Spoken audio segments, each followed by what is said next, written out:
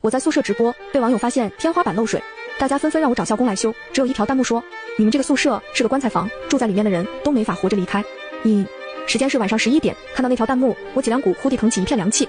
还没等我开口，其他网友先开骂了：“什么意思？咒人呢？大半夜的说什么棺材房，吓死人了！”感觉不怀好意，软软把这个 ID 踢出去吧，别让他污染了直播间。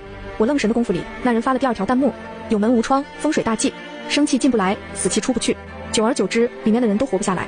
其他网友立刻骂得更厉害了：“神经病吧这个人！软软快踢人！”我叫软软，是个业余美妆博主，现在直播间里的大多是我的粉丝，晚上点进来是为了看我直播睡前护肤小 tips， 不是来听鬼故事的。我也很想把这个莫名其妙的人踢出去，但不知道怎么，就是下不去手。余光望向渗水的天花板，我心里不对劲的感觉越来越强烈。我们这个宿舍是杂物间改的，确实是全楼唯一一间没窗户的。我和其他3个室友住在这里，起初我们也不是很乐意，但这几年学校招生扩张，宿舍不够用，我们也只能妥协。我看了眼那个 ID， 他的名字叫小冉，并不是我眼熟的粉丝。眼看弹幕骂声越来越大，我开了口：“这位叫小冉的姐妹，不要在弹幕里做故弄玄虚的发言哦，不然我就只能把你踢出去了。”几乎是我话音刚落，小冉就又发了一条弹幕：“棺材顶的木板是最薄弱的，常年腐蚀后会在雨天往下渗水，否则你们又不是顶楼，雨天为什么会是你们的天花板渗水？”我愣住了。我虽然常在宿舍直播，但我没有告诉过粉丝我们是几楼，而且外面虽然确实是在下雨，但我们这个房间没有窗户，网友不可能通过直播画面看出来。这个弹幕一发出来，其他网友短暂的安静了一瞬，随后开始有人相信他。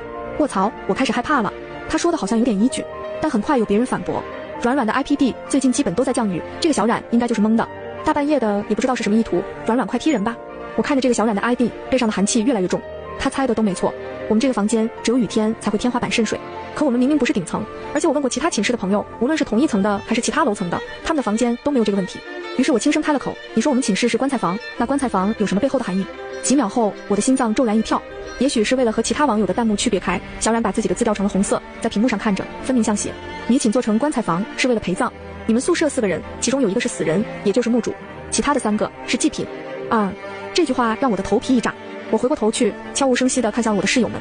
我们宿舍是打乱分的，大家都是不同专业的。此刻，中文系的秦笑正坐在桌子旁，戴着耳机，一边刷短视频，一边吃他的泡面夜宵，不时发出爆笑。化学系系花梦丽儿正在优雅地给自己涂美甲。医学院的学霸寝室长吴兰则还在外面自习，没有回来。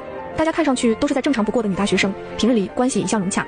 这里面会有一个墓主，不知道是不是我的脸色太难看，小冉很快再次发来弹幕：“不管你和你的室友是多好的朋友，你都必须接受一个事实，他们中有1个人已经死了，鬼魂怨气不散，正在试图拉上你们3个做垫背的。这个过程需要100天，第100天便可以封棺入学，这个仪式就成了。”我看了眼摆在小桌上的日历，脖子一僵，弹幕也炸了。等等，9月1号开学，那明天不就是第100天？有点害怕，赶紧看了看，幸好我们寝室有窗户。一片讨论声中，小冉血红的弹幕再次出现了：“主播，如果你们确实是9月1号开的学，那今夜就是你们最后的机会。如果今夜你们不把那个鬼找出来，那么其他3个人都会在明日死亡。”我的手开始颤抖，弹幕里有死忠粉在帮我说话：“这个叫小冉的，你大半夜编鬼故事是想报复社会吗？”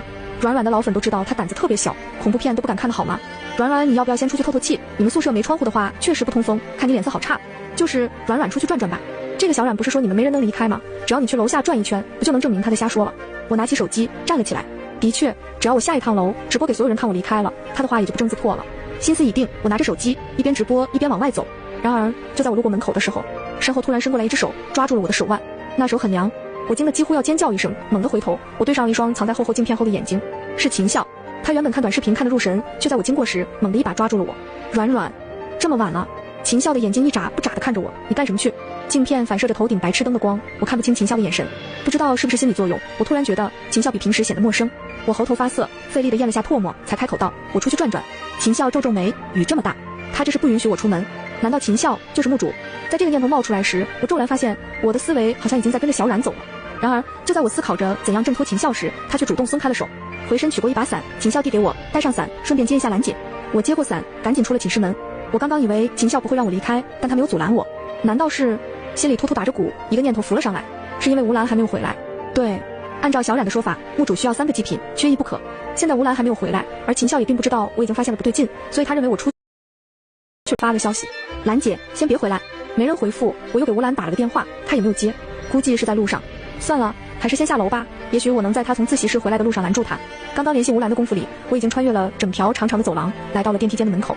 然而当我走进电梯间，却突然发现2台电梯的显示屏全是黑的，电梯全停运了。心里猛地一冷，不祥的感觉越来越强烈。我突然发觉我所处的环境极其不对劲。来电梯间的路上，我穿过了长长的走廊，虽然时间已经快12点了，但平日里这个时间点走廊里都是很热闹的。去洗漱的，拿夜宵外卖的，晚上瑜伽店锻炼的，背单词的，讨论小组作业的，全是人。然而我刚刚穿过的整条走廊，一个人也没有。所有宿舍门都紧闭着，在昏暗的光线下一片死寂。我感觉自己的腿开始打哆嗦了。